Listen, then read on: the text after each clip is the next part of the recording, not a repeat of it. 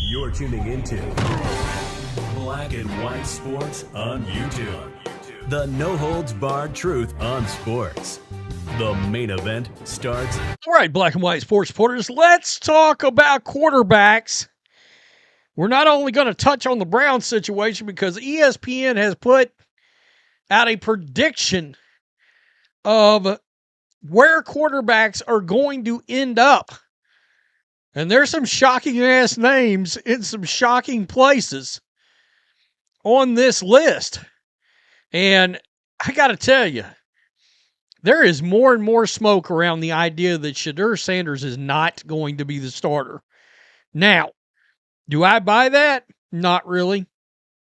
I think he's going to get a chance to start unless the Browns draft somebody and he blows everybody away in camp. I do think that's a possibility. Do I think it's a stretch that they might take Ty Simpson with their that later first round pick? I don't know that that's just a real reach. I would caution taking a guy with 15 starts, even though I like the guy a lot. I'd have liked him. He'd have been my favorite quarterback in this draft if he had 30 starts, and it wouldn't be close. But if he had 30 starts, he'd probably be the number one overall draft pick too. So let's start with Zach Jackson from The Athletic, and we'll go from there. Look, the Browns aren't the only team at quarterback we're going to talk about.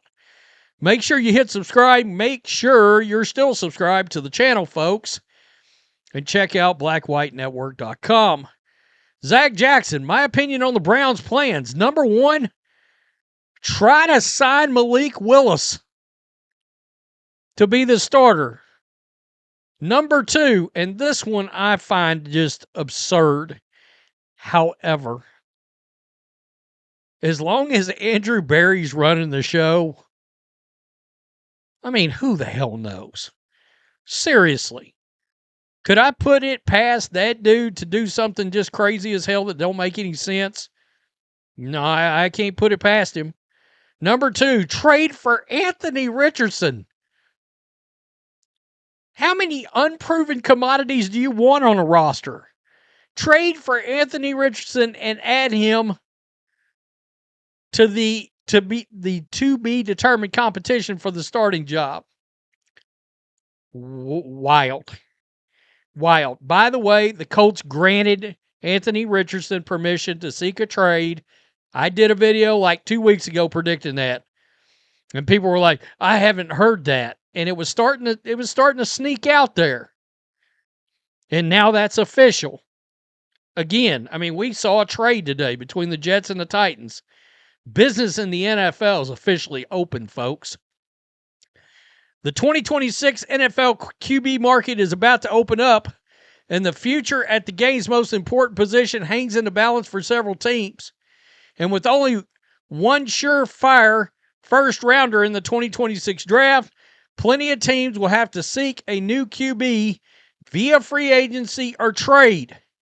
So, this is wild, folks. You see this. This is ESPN. From their insider, Seth Walder. Prediction for the Cleveland Browns. The 2026 starter is Kyler Murray. What? Kyler Murray. Murray is a much less daunting proposition than Sam Darnold was when he signed with the Vikings 2 years ago. Cleveland's eternal search for a quarterback could lead it to Murray, especially with the draft lacking top-flight QBs beyond Fernando Mendoza. Murray is due $42.5 million in cash, which hovers around fair value for one season, especially since he'd be under contract for non-guaranteed years at similar prices in 2026-2028. Cleveland is tight on cap space due to large part because of Deshaun Watson's contract. So I would expect the Cardinals to eat some of Murray's 2026 salary in exchange for a Browns draft pick. Wow. Some might clamor to give Shedeur Sanders more development time, but I think that would be a mistake. A fifth-round pick whose 18.9 QBR would have been by far the worst in the league had he played enough to qualify to be considered the longest of shots, so the Browns should be pursuing other quarterback options. Wow. I didn't have Kyler Murray on my list to the Browns at all. That's wild. Miami Dolphins. Now this is one we've talked about. This is where I think Malik Willis ends up, is Miami. This actually does make sense because, you got two former Packers right here. General Manager John Eric Sullivan and Coach Jeff Hafley are directly from that Packers tree up there, and where has Willis been? With the Packers. Malik Willis' results in limited time across 2024-2025 were incredible. He posted an 86.3 QBR. Damn. A plus minus 7% completion percentage over expected, 0 interceptions, 9.2 yards per drop back. And he had he scrambled on 13% of the dropbacks, had 17 design runs. This is not where the shockers keep coming. And I think this one's very possible. Kirk Cousins back to the Vikings. The Falcons are releasing him, folks. And this makes a lot of sense. It does. They got a team that's ready to go deep. Kirk Cousins, Kevin O'Connell, obviously he knows the offense inside and out. He knows the receivers inside and out. Bring him back and, set JJ for another year and let him develop. So that does make some sense. The New York Jets, guys, this one was a bit of a surprise. Spencer Rattler, the Rattler. I mean, what? Okay. And we know, why are they doing that? Or why are the Saints doing that? Because they got Tyler Shuck. And he looks like a franchise QB. By the way, they also throw Kirk Cousins and Derek Carr into the mix there as well. And the Colts, Gardner Minshew. Okay. And the reason they got Gardner Minshew and Marcus Mariota listed on there for the Chiefs is you got two quarterbacks in Mahomes and Daniel Jones that are still recovering from injury, bad injury. But I did not have Kyler Murray on my Browns bingo card, and that would have to be a trade.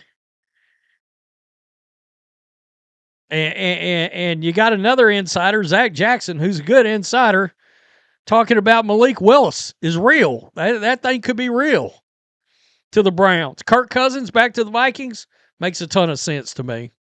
I mean, that makes a ton of... I thought they should have traded for him last year when things looked like a mess. Because the one thing I expect Kirk Cousins to actually be even better than he was last year. And he was actually more solid than people realize. But the further he gets away from the Achilles, the better he's going to look. Now, do I think he's got more than 1 to 2 years left? No. Kirk Cousins is going to be a guy that once he does fall off, it could be dramatic like Matt Ryan. Boom, right off a cliff kind of thing. Right? Malik Willis to the Dolphins. Yeah. You notice one person that didn't come up on this list is Tua Tagovailoa. Where's he going to be? Wherever it is, it probably won't be as a starter. So, guys, I've heard if you're a Shedeur Sanders fan right now, I think I've heard no less than about 6 times in the last 2 days of a different starter for the Browns than Sanders. And I've said I would give him a chance to compete for the job. I would. But if you get a chance to get a better quarterback than any quarterback on your roster right now, and it's clear cut, you do it. You do it. You got to do it. Now, would I give Shedeur a shot over Kyler? Yeah, I would.